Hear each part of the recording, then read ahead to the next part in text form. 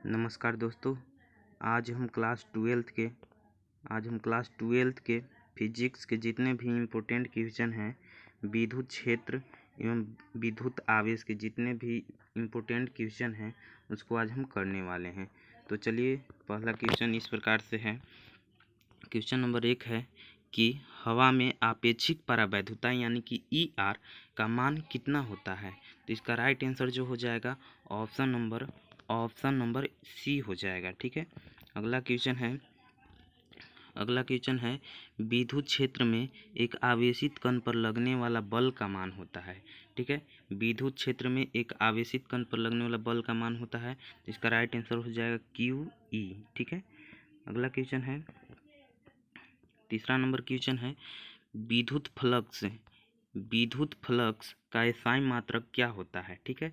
विद्युत फ्लक्स का एसआई मात्रक जो होता है वो, इसका राइट आंसर हो जाएगा वोल्ट मीटर। ठीक है। ऑप्शन नंबर सी।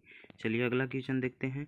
अगला क्वेश्चन है कि संबंध Q बराबर NE में निम्नलिखित में कौन n का मान संभव है। ठीक है। मतलब कि Q बराबर NE में n का मान जो है वो कौन संभव है। तो इसका राइट आंसर जो हो जाएगा ऑप्शन नंबर, ये संभव नहीं है। ठीक है। यहाँ पे नहीं कह रहा है, तो चूंकि ये हो जाएगा 4.2, क्योंकि ये पॉइंट में दिया है, बाकी ये सब पॉइंट में नहीं है। चलिए अगला क्वेश्चन देखते हैं। अगला क्वेश्चन है कि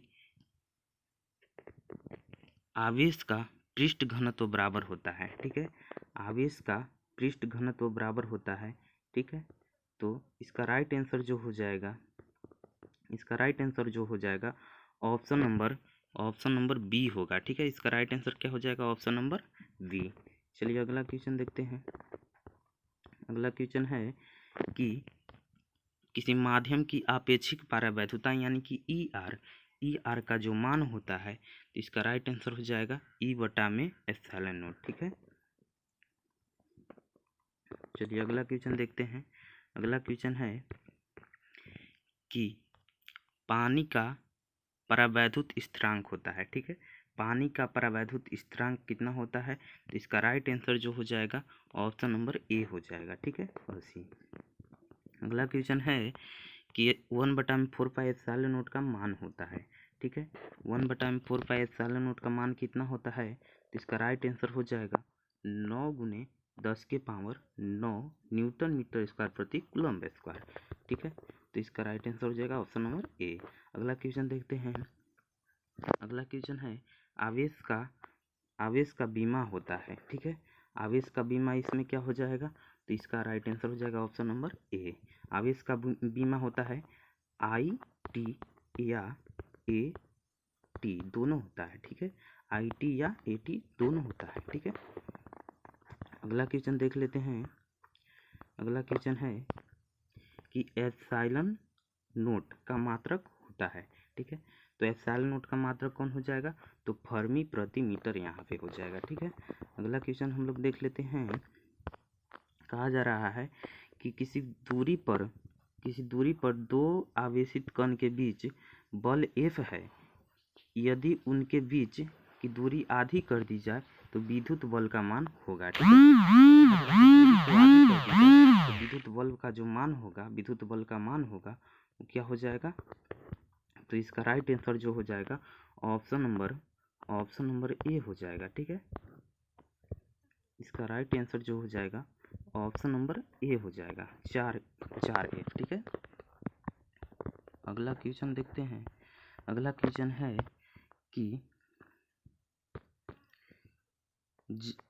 जब किसी वस्तु को आवेशित किया जाता है तो उसका द्रव्यमान, ठीक है, जब किसी वस्तु को आवेशित किया जाता है तो उसका द्रव्यमान क्या होगा, द्रव्यमान पर क्या प्रभाव पड़ेगा। तो इसका राइट आंसर जो है ऑप्शन नंबर, या तो बढ़ सकता है या घट सकता है। अगला क्वेश्चन देख लेते हैं। अगला क्वेश्चन है विद्युतशीलता का एसआई मात्रक क्या होता है। विद्युतशीलता, तो इसका राइट आंसर जो हो जाएगा विद्युतशीलता का एसआई मात्रक, इसका राइट आंसर हो जाएगा ऑप्शन नंबर ए। ठीक है। यहाँ पे न्यूटन मीटर स्क्वायर प्रति न्यूटन प्रति मीटर कूलम्ब स्क्वायर। ठीक है,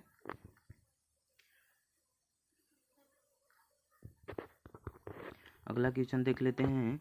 अगला क्वेश्चन है कूलम्ब बल है। ठीक है, तो इसका राइट आंसर जो हो जाएगा ए एंड बी दोनों हो जाएगा, क्योंकि कूलम्ब बल जो है वो केंद्रीय बल भी है, केंद्रीय और विद्युत दोनों बल है। ठीक है, आगे कहा जा रहा है कि यदि समरूप विद्युत क्षेत्र एक्स अक्ष की दिशा में विद्यमान हो तो विभव होगा। ठीक है, विद्यमान है तो समविभव होगा। ठीक है, इसका राइट आंसर जो हो जाएगा ऑप्शन एक्स जब एक्स कहेगा तो इसका राइट आंसर हो जाएगा वाई और जेड। ठीक है, वाई और जेड, ऑप्शन नंबर सी सही हो जाएगा।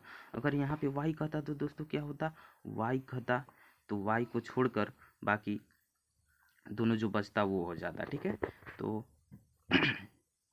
वाई अगर कहता तो एक्स जेड हो जाता। ठीक है, चलिए अगला क्वेश्चन देख लेते हैं। अगला क्वेश्चन कह रहा है कि विद्युत आवेश का क्वांटम यानी कि ESU का जो मात्रक होता है, ठीक है, वो क्या होता है। ठीक है, तो इसका राइट आंसर जो हो जाएगा ऑप्शन नंबर ए हो जाएगा। ठीक है, इसका right answer option number A. अगला क्वेश्चन कहा जा रहा है कि स्थिर विद्युत क्षेत्र होता है। ठीक है, स्थिर जो है ये विद्युत यहाँ पे नहीं होगा, विद्युत होना चाहिए। स्थिर विद्युत क्षेत्र होता है। ठीक है, तो स्थिर विद्युत क्षेत्र जो होता है वो कैसा होता है, तो इसका राइट आंसर जो हो जाएगा ऑप्शन नंबर ए संरक्षी होता है। ठीक है, अगला क्वेश्चन देख लेते हैं। कहा जा रहा है, अगला क्वेश्चन है कि एक एकाकी चालक के लिए निम्न में से कौन अनुपात अचर होता है। ठीक है, निम्न एकाकी चालक के लिए निम्न में से कौन सा अनुपात जो है वो अचर होता है, तो इसका राइट आंसर जो हो जाएगा वो कुल विभव बटा में आवेश हो जाएगा। ठीक है, कुल विभव बटा में आवेश यानी कि ऑप्शन नंबर ए हो जाएगा। ठीक है, अगला क्वेश्चन है, कहा जा रहा है कि एक कूलम्ब आवेश बराबर कितना होता है। ठीक है, एक कूलम्ब आवेश बराबर कितना होता है, तो इसका राइट आंसर जो हो जाएगा ये हो जाएगा 3 गुने 10 के पावर 9 होता है, 3 गुने 10 के पावर 9। और ये क्या होता है, तो ये होता है 1/4 पाई एप्सिलॉन नॉट का मान होता है। ठीक है, 1/4 पाई एप्सिलॉन नॉट का मान होता है। और ये क्या होता है, तो ये होता है तुम्हारा एप्सिलॉन नॉट का मान होता है सिर्फ। ठीक है, अगला क्वेश्चन देख लेते हैं। अगला क्वेश्चन है कि एक आवेशी चालक की सतह के किसी बिंदु पर विद्युत क्षेत्र की तीव्रता होती है। ठीक है, किसी आवेशी चालक की सतह पर किसी बिंदु पर विद्युत क्षेत्र की तीव्रता जो होती है क्या होती है। ठीक है, तो इसका राइट आंसर जो हो जाएगा वो ऑप्शन नंबर बी हो जाएगा, क्योंकि सतह के लंबवत होती है। ठीक है, अगला क्वेश्चन कहा जा रहा है, अगला क्वेश्चन है कि यदि किसी खोखले गोलीय चालक को धन आवेशित किया जाए। ठीक है, यदि कोई खोखला चालक है, ठीक है, यदि कोई खोखला चालक है उसको धन आवेशित कर दिया जाए तो उसके भीतर जो है विभव क्या होगा। ठीक है, उसके भीतर का विभव जो है वो क्या होगा, तो इसका राइट आंसर हो जाएगा धनात्मक एवं समरूप होगा। इसका राइट आंसर क्या हो जाएगा, धनात्मक एवं समरूप होगा। ठीक है, अगला क्वेश्चन हम लोग देख लेते हैं। अगला क्वेश्चन है कि साबुन के एक बुलबुले को जब आवेशित किया जाता है तो उसकी त्रिज्या पर क्या प्रभाव पड़ता है। ठीक है, कहा जा रहा है कि साबुन की एक बुलबुला है, उसको आवेशित किया जाता है तो उसका त्रिज्या पर क्या प्रभाव पड़ता है, तो उसकी त्रिज्या जो होती है वो क्या होती है, बढ़ती है। ठीक है, उसका त्रिज्या जो होता है, साबुन का बुलबुला को जब हम लोग आवेशित करते हैं, मतलब आवेश दे दिए उस पर, तो उसका जो त्रिज्या है वो आकार में क्या होगा, वृद्धि हो जाएगा, यानी कि बढ़ जाएगा। अगला क्वेश्चन हम लोग देख लेते हैं। कहा जा रहा है अगला क्वेश्चन कि विद्युत द्विध्रुव आघूर्ण, ठीक है, विद्युत द्विध्रुव आघूर्ण का स्थायी मात्रक क्या होता है, तो इसका राइट आंसर जो हो जाएगा ऑप्शन नंबर ए हो जाएगा, कूलम्ब मीटर। अगला क्वेश्चन देख लेते हैं हम लोग। अगला क्वेश्चन है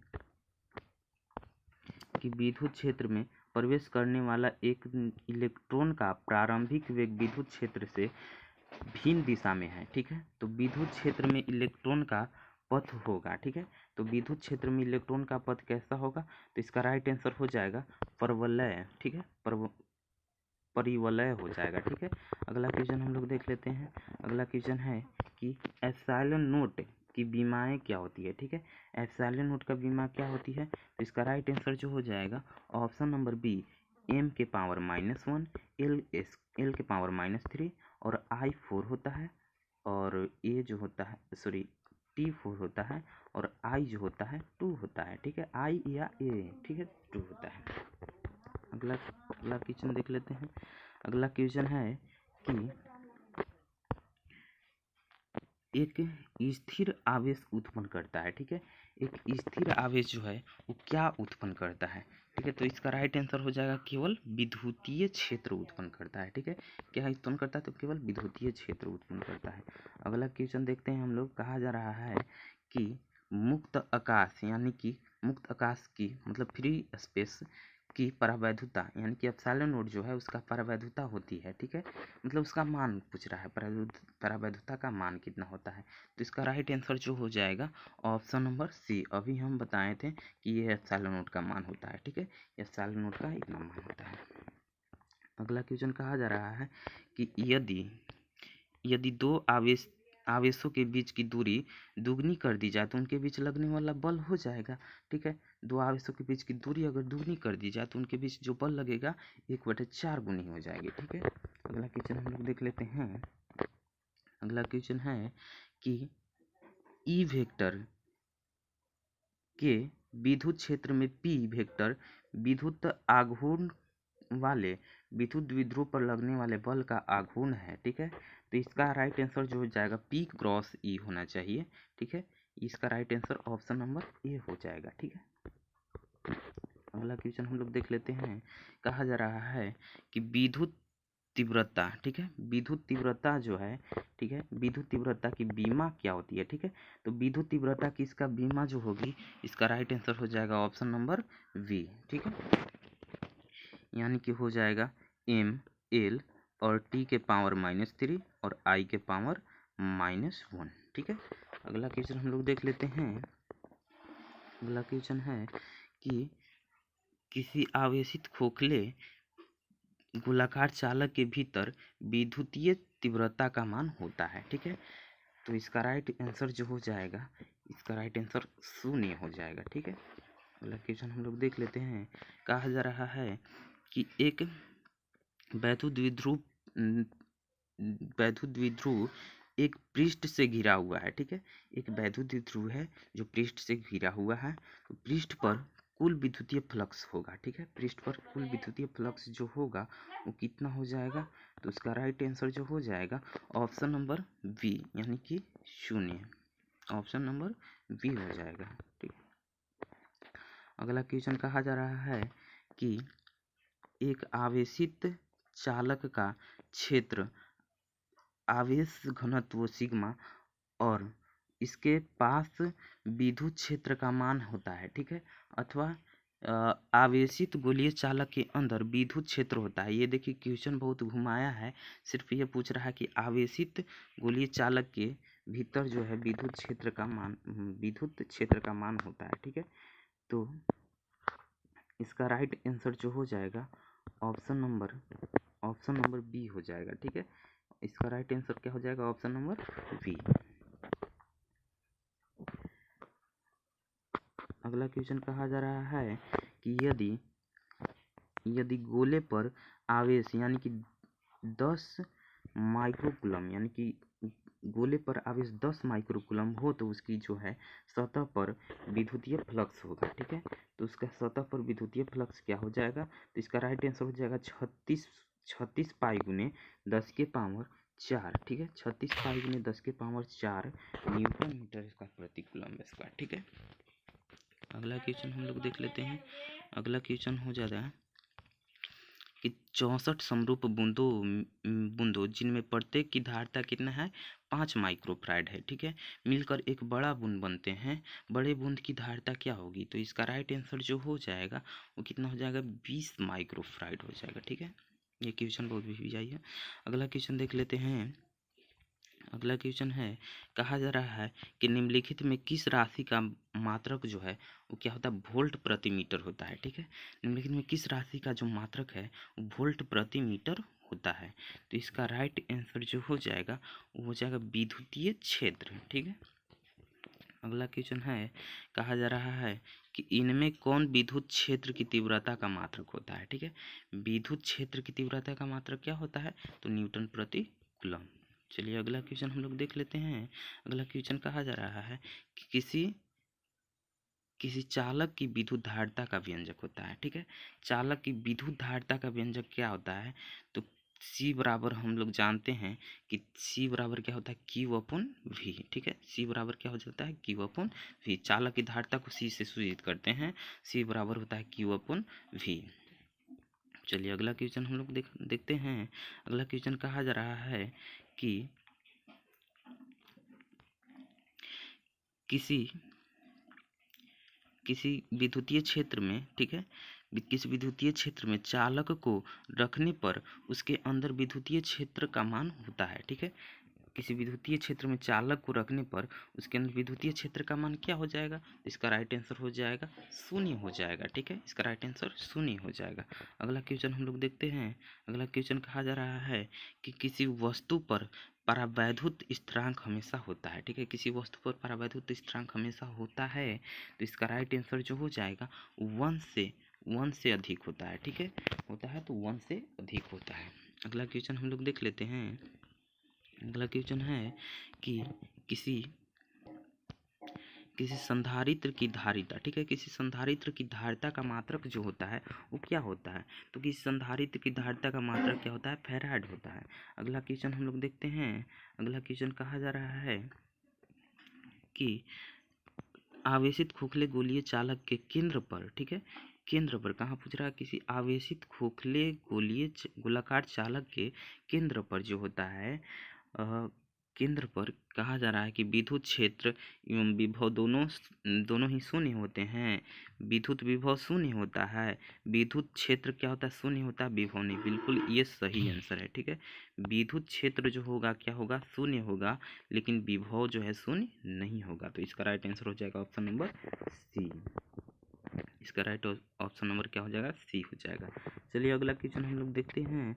अगला क्वेश्चन कहा जा रहा है कि चार संधारित्रों में प्रत्येक की धारिता कितना है, 2 माइक्रोफैराड है। ठीक है, 4 संधारित्र है, इस प्रकार से रखा हुआ है 4 संधारित्र, और प्रत्येक की जो धारिता है वो क्या है, 2 माइक्रोफैराड है। ठीक है, इस सब की जो धारिता है कितनी है, 2 माइक्रोफैराड है। आगे कहा जा रहा है एक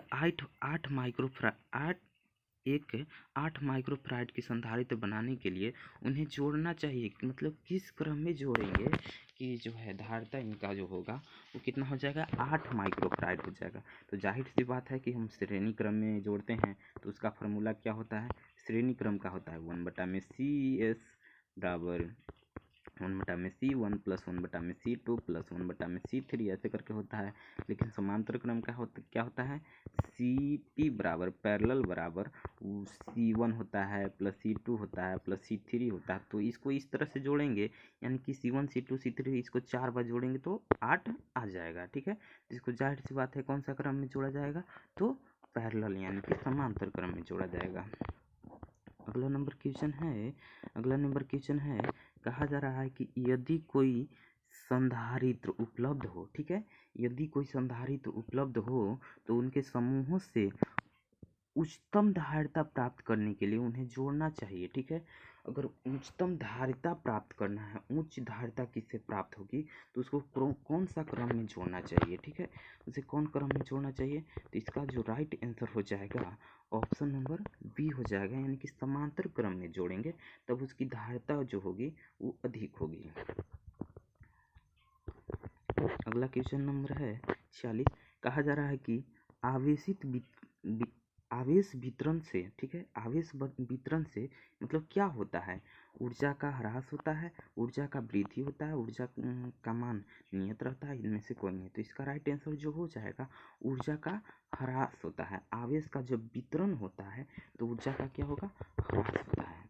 अगला नंबर क्वेश्चन है, कहा जा रहा है कि संधारित्रों के समांतर संयोजन में जो राशि प्रत्येक संधारित्र के मान रखती है वह क्या है। ठीक है, तो इसका राइट आंसर जो हो जाएगा ऑप्शन नंबर क्या हो जाएगा, सी हो जाएगा। ठीक है, इसका right answer option number C हो जाएगा। ठीक है, अगला नंबर क्वेश्चन देख लेते हैं। अगला क्वेश्चन है, कहा जा रहा है कि समान संधारित्र के इन संधारित्रों के पहले समांतर क्रम में और फिर किस क्रम में जोड़ा जाता है, फिर श्रेणी क्रम में जोड़ा जाता है। तो दोनों अवस्थाओं में तुल्य अनुपात मतलब पूछ रहा है कि कितना होगा। ठीक है, तो दोनों में जोड़ेंगे, उसको कहा जा रहा है पहले समांतर क्रम में जोड़ेंगे, फिर किस में जोड़ेंगे, फिर श्रेणी क्रम में जोड़ेंगे, और दोनों का क्या निकालना है, अनुपात निकालना है कि क्या अनुपात आएगा। तो इसका जो राइट आंसर हो जाएगा ऑप्शन नंबर क्या हो जाएगा, ऑप्शन नंबर सी, n²। अगला क्वेश्चन कहा जा रहा है, बस दोस्तों आज के लिए इतना ही क्वेश्चन है। बस अगर वीडियो अच्छा लगे तो चैनल को सब्सक्राइब जरूर करें, हमें सपोर्ट करें। Thank you.